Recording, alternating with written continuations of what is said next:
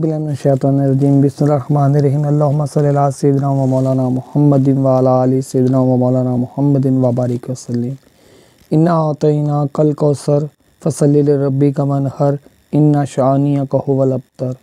मोहतरम नाज़रीन, सिबत जमाल आपको गोशा जमाल पर दिल की गहराइयों से खुशामदीद कहता है। नाज़रीन मोहतरम, आज ईस्वी साल के पहले महीने यानी कि जनवरी के 30 तारीख़ है। आज का ये रोशन दिन एक अजीम रहनुमा की याद दिलाता है। ये रहनुमा सादगी, इंसान दोस्ती, ग़ुलामी से नफ़रत, आज़ादी से मोहब्बत, खुदारी और गैरतमंदी जैसे खुसूसियात से मुज़य्यन था। वो इन खूबियों के हवाले से आलमगीर शोहरत रखते हैं। तारीख़ से शगफ़ रखने वाले नाज़रीन यकीनन समझ गए होंगे वो शख्सियत कोई और नहीं बल्कि हिंदुस्तानियों के बापू और महात्मा गांधी कहलाने वाले मोहनदास करमचंद गांधी हैं। आज इस वीडियो में हम उनकी शख्सियत का जायज़ा लेते हुए उनकी दास्तान हयात बयान करेंगे। इस वीडियो के बाकायदा आगाज़ से नाज़रीन से गुजारिश है कि अगर आपने अभी तक हमारे चैनल गोशा जमाल को सब्सक्राइब नहीं किया तो फ़ौरन से पहले घंटी वाले सुर्ख बटन को दबाकर हमारे इल्म आगही के इस कारवान का बाकायदा हिस्सा बन जाइए। लीजिए नाज़रीन, अब अपनी वीडियो का बाकायदा आगाज़ करते हैं। मोहतरम नाज़रीन, हर इंसान खूबियों और ख़ामियों का मजमुआ होता है। आज के इस दौर में कोई भी शख्स 100% दुरुस्त नहीं हो सकता। यही मिसाल सियासी रहनुमाओं की भी है। कोई भी सियासी कायद पारसा या मासूम नहीं हो सकता। इनसे भी कोई ना कोई गलती या कोताही हो सकती है। वाज़ेह रहे कि अंबिया कराम की ज़ात ही पारसा और गुनाहों से पाक हो सकती है। मिन हैसल कौम हमारी खामी ये है कि हम अपने सियासी इख्तिलाफ़ात की बुनियाद पर अपने मुखालिफ की खूबियों को भी नज़रअंदाज कर देते हैं। हमारा ये रवैया किसी तौर भी दयानतदारी के ज़ुमरे में नहीं आता। अखलाक़ी दयानतदारी से हमसे ये तकाज़ा करती है कि हम किसी भी शख्सियत का जायज़ा लेते हुए इसकी खूबियों और ख़ामियों दोनों का जायज़ा लें। इसी तनाज़ुर में ये वीडियो तरतीब दी गई है। मोहतरम नाज़रीन, पड़ोसी मुल्क भारत के महात्मा और बापू कहलाने वाले मोहनदास करमचंद गांधी की शख्सियत से सियासी इख्तिलाफ़ात एक तरफ, उनकी शख्सियत का जायज़ा लें तो वो सियासी इख्तिलाफ़ात के बावजूद अपनी ज़ात में बहुत सी खूबियाँ भी रखते हैं। अगर हम गांधी जी के हालात ज़िंदगी का मुताला करें तो मालूम होता है कि वो 2 अक्टूबर को भारतीय रियासत गुजरात के इलाके पूर्वांद्रा में एक हिंदू घराने में पैदा हुए। उन्होंने इब्तदाई तालीम अपने इलाके ही से हासिल की, जबकि मैट्रिक का इम्तिहान समादास कॉलेज बदाऊं नगर से पास किया। बाद वो 1888 में कानून की तालीम के लिए बरतानिया चले गए। उन्होंने यूनिवर्सिटी कॉलेज लंदन से अपनी तालीम का आगाज़ किया। वो 1892 में अपनी तालीम मुकम्मल करके हिंदुस्तान वापस आ गए। वाज़ेह रहे कि वो बरतानिया में 4 साल क़याम के दौरान अपनी वालदा से किए गए अहद के मुताबिक गोश्त, शराब और तंग नज़री से इज्तनाब से गुरेज़ पर सख्ती से कारबंद रहे। उन्होंने बम्बई में वकालत का आगाज़ किया, मगर पहले ही मुकदमे में शिकस्त के बाद बददिल हो गए। उन्होंने वकालत के साथ साथ जुज़ वक्ती तौर पर एक हाई स्कूल में मौलिम के फ़राइज़ भी सर अंजाम दिए। बाद उन्होंने राजकोट में अपनी वकालत का बाकायदा आगाज़ किया। उन्होंने दादा अब्दुल्ला नामी एक कंपनी में शमूलियत अख्तियार की। इसी कंपनी से मुआहदे के तहत वो जनूबी अफ्रीका के शहर प्रिटोरिया में हिंदुस्तानी ताजरों के नुमाइंदे के तौर पर काम करने लगे। उन्होंने यहाँ मुसलसल 21 बरस काम किया। इस दौरान उन्होंने वहाँ पर अंग्रेज़ों की जानिब से हिंदुस्तानियों और सियाफ़ाम मकामी अफराद के साथ रवा रखे जाने वाले इम्तियाज़ी सलूक की तलखियों को करीब से देखा। इस हवाले से इब्तदा ही में उन्हें पहले दर्जे की रेल टिकट रखने के बावजूद तीसरे दर्जे में सफ़र करने पर मजबूर किया गया। इस नाइंसाफ़ी पर एहतजाज करने के हवाले से उन्हें रेलगाड़ी से उतार देने का वाक़या पेश आया।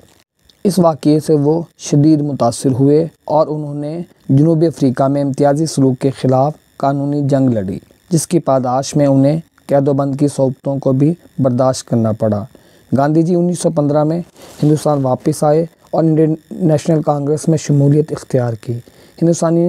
हिंदुस्तान में गांधी जी को पहली सियासी कामयाबी 1918 کو چمپارن تحریک اور کھیڑا ستیہ گرہ میں ملی۔ اس دوران انہوں نے گجرات میں ایک آشرم بنایا جہاں انہوں نے اپنے سیاسی کارکنوں کو بھرپور انداز سے منظم کیا۔ اس دوران انہوں نے متعدد اسکول اور ہسپتال بھی بنائے۔ اس کے ساتھ ساتھ انہوں نے سماجی برائیوں کے خلاف بھی اپنی سرگرمیوں کا آغاز کرتے ہوئے ذات پات اور شراب خوری کے خلاف عوامی شعور بیدار کیا۔ ان انقلابی اقدامات پر سامراجی قوتوں نے خوفزدہ ہو کر انہیں گرفتار کر لیا۔ اس پر بھرپور انداز سے عوامی تحریک شروع کی گئی، جس سے متاثر ہو کر انگریزوں نے انہیں رہا کر دیا۔ اس تحریک نے انہیں ہندوستان میں مقبولیت بخشی اور ہر کوئی انہیں باپو اور مہاتما گاندھی کے نام سے پکارنے لگا۔ گاندھی جی کو ان اعلیٰ سیاسی صلاحیتوں کے اعتراف پر دسمبر 1921 میں انڈین نیشنل کانگریس کی صدارت سونپی گئی۔ انہوں نے انڈین نیشنل کانگریس کو نئے آئین کے ساتھ نئے سرے سے منظم کیا۔ انہوں نے عدم تعاون، عدم تشدد اور پرامن مزاحمت کو ہتھیار بناتے ہوئے برطانوی سامراج کے خلاف اعلان جنگ کیا۔ انہوں نے غیر ملکی مصنوعات کے بائیکاٹ کو مؤثر سیاسی حربے کے طور پر استعمال کیا۔ انہوں نے انگریزی ٹیکسٹائل انڈسٹری کی حوصلہ شکنی کے لیے ہندوستانیوں کو دیسی کھڈی کے استعمال کی ترغیب دی۔ انہوں نے ہر امیر اور غریب ہندوستانی کو روزانہ کی بنیاد پر کھڈی پر سوت کاٹنے کی تحریک دی۔ انہوں نے ایسا ہندوستانیوں میں نظم و ضبط، خود اعتمادی، منفی خیالات کی حوصلہ شکنی اور قومی وقار میں اضافے کے لیے کیا۔ انہوں نے برطانوی مصنوعات، عدالتوں، تعلیمی اداروں، ملازمتوں کے بائیکاٹ کرنے کے ساتھ ساتھ سرکاری القاب و اعزازات بھی واپس کرنے کا اعلان کیا۔ دوسری عالمی جنگ میں گاندھی جی نے بھرپور انداز سے تحریک چلاتے ہوئے انگریزوں سے ہندوستان کی آزادی کا مطالبہ پیش کرتے ہوئے بھرپور انداز سے تحریک چلائی، جس سے ہندوستان میں حالات سنگین سے سنگین تر ہوتے چلے گئے۔ حالات کی سنگینی کو دیکھتے ہوئے برطانوی حکومت نے گاندھی سمیت انڈین نیشنل کانگریس کے تمام کرتا دھرتا افراد کو گرفتار کر لیا۔ گاندھی جی کو قید کے دوران ہی اپنی محبوب اہلیہ کی وفات کا صدمہ بھی برداشت کرنا پڑا۔ اسی دوران وہ ملیریا کے شدید حملے کا شکار بھی ہوئے۔ انگریز حکومت نے ان کی صحت کی بدترین حالت کو دیکھتے ہوئے انہیں 6 مئی 1944 کو رہا کر دیا۔ بالآخر دوسری جنگ عظیم ہندوستان کی آزادی کا پیغام لائی۔ جنگ کے اختتام پر انگریزی حکومت نے واضح طور پر ہندوستان سے نکل جانے کا پیغام دیا۔ بالآخر غلامی کی طویل رات کا اختتام ہوا اور 1947 کا اگست اپنے ساتھ ہندوستان کی آزادی کا پیغام لایا۔ یہ بات حقیقت ہے کہ بابا ایک قوم قائد اعظم محمد علی جناح تقسیم ہند کے علم بردار تھے، جبکہ کرم چند موہن داس گاندھی ہندوستان کے اتحاد کے داعی تھے، مگر اس کے باوجود دونوں میں عقیدت و احترام کا جذبہ موجود تھا۔ آخرکار فرنگی راج کا اختتام ہوا اور 14 اگست 1947 کو پاکستان، جبکہ 15 اگست 1947 کو بھارت دنیا کے نقشے پر ابھرا۔ یہ موقع ہندوستان اور پاکستان کے لیے بےحد خوشی، مسرت اور شادمانی کا تھا، مگر افسوس، صد افسوس، مذہبی فسادات کے نتیجے میں سارے ہندوستان میں ظلم و بربریت کی وہ داستانیں رقم کی گئیں جس کی مثال ہندوستان میں تو کیا، تاریخ انسانی میں بھی کم ملتی ہے۔ اس سنگین اور لہو رنگ صورتحال نے دیگر درد دل رکھنے والے افراد کے ساتھ ساتھ موہن داس کرم چند گاندھی کو بھی شدید متاثر کیا۔ وہ ہندوستان میں مسلمانوں کے قتل عام پر بہت غمگین ہوئے۔ انہوں نے اپنے محبت بھرے پیغامات کے ذریعے امن اور شانتی کا پیغام پورے ہندوستان میں پھیلایا۔ دوسری جانب بھارت کے پہلے وزیر داخلہ ولبھ بھائی پٹیل جلتی پر تیل پھینکنے کا کردار ادا کر رہے تھے۔ وہ انتہا پسند ہندوؤں کو مسلمانوں پر حملہ کرنے کے لیے اکسا رہے تھے۔ ان حالات سے بددل ہو کر وہ دہلی سے اپنے آشرم کلکتہ چلے گئے۔ جب حالات کی سنگینی کم نہ ہوئی تو انہوں نے موہن داس کرم چند گاندھی نے اپنا شاندار کردار ادا کیا۔ انہوں نے 12 جنوری سن 1948 کو بھارت میں ہندوستان میں مسلمانوں کے قتل عام اور متحدہ ہندوستان کے احساسوں میں پاکستان کو اس کا حق دینے کے مطالبے کی منظوری کے لیے تا دم مرن بھارتی یعنی کہ بھوک ہڑتال کا اعلان کیا۔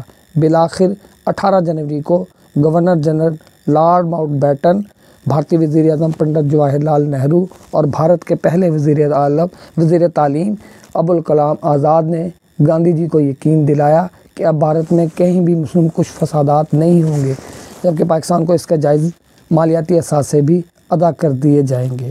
اس یقین دہانی پر گاندھی جی نے بھوک ہڑتال ختم کر دی۔ اس شاندار کارنامے پر انتہا پسند ہندو گاندھی جی سے ناراض ہو گئے اور انہیں سبق سکھانے کا ارادہ کیا۔ اس موقع پر راشٹریہ سویپ سنگھ کے رہنما واضح طور پر یہ اعلان کر رہے تھے کہ گاندھی جی ہندوؤں کے مقابلے میں مسلمانوں کی مدد کر رہے ہیں، اور اگر انہوں نے اپنا راستہ نہ بدلا تو انہیں غیر مؤثر کرنے کے لیے خاطر خواہ اقدامات اٹھائے جائیں گے۔ اسی دوران 30 جنوری 1948 کا سیاہ دن آ پہنچا، جب گاندھی جی شام کی پرارتھنا کے لیے اپنے گھر میں بنے مندر کی طرف جا رہے تھے کہ نتھو رام گوڈسے نامی ایک انتہا پسند ہندو نے اپنی پستول سے یک کے بعد دیگرے 3 فائر کر کے انہیں موت کے گھاٹ اتار دیا۔ اس موقع پر بابا قوم قائد اعظم محمد جناح نے انہیں ان الفاظ میں خراج تحسین پیش کیا: اس عظیم شخص کی موت سے جو جگہ خالی ہوئی ہے، اس خلا کو پر کرنا بہت مشکل ہے۔ یوں یہ عظیم رہنما تاریخ انسانی میں محبت، عدم تشدد، انسان دوستی، آزادی پسندی کے ایک باب کے طور پر اہم مقام حاصل کر کے اس دنیا فانی سے ہمیشہ ہمیشہ کے لیے رخصت ہو گیا۔ محترم ناظرین، امید ہے کہ آپ کو ہماری یہ ویڈیو ضرور پسند آئی ہوگی۔ اگر پسند آئے تو اسے لائک اور شیئر ضرور کیجیے گا، اور اگر آپ نے ابھی تک ہمارا چینل گوشہ جمال سبسکرائب نہیں کیا تو گھنٹی والے سرخ بٹن کو دبا کر علم و آگہی کے اس سفر کا باقاعدہ حصہ بن جائیے۔ اللہ رب العزت ہم سب کا حامی و ناصر ہو۔ فقط آپ کا اپنا سبط جمال۔